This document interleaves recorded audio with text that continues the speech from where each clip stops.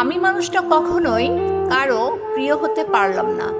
যেখানে শান্তি খুঁজতে যাই সেখান থেকে মানুষের যন্ত্রণা নিয়ে ফিরে আসতে হয়। সব সময় ভেবেছি একটু ভালোবাসা, একটু যত্ন পেলেই হয়তো মনটা শান্তি পাবে।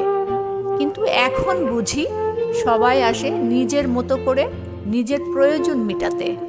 আমি শুধু থেকেছি নিঃশব্দে, অদৃশ্যের মতো। হয়তো কারো গল্পের একটা অধ্যায় ছিলাম, কিন্তু কখনো শেষ পাতায় জায়গা পাইনি।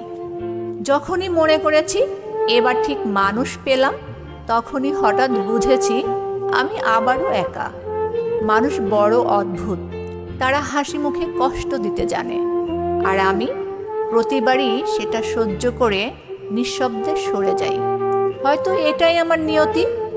ভালোবাসা দিতে পারি, কিন্তু পেতে পারি না।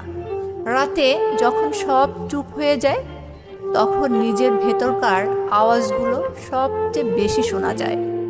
মনে হয় আমি আসলে কখনোই কারোর জন্য গুরুত্বপূর্ণ ছিলামই না।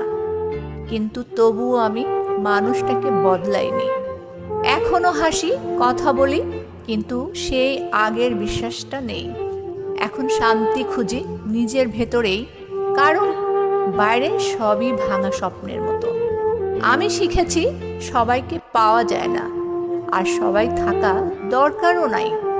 যারা সত্যিই আপনার হয় তারা দূরে গিয়েও পাশে থাকে, আর বাকিরা শুধু সময় কাটাতে আসে যতক্ষণ তাদের প্রয়োজন মেটে।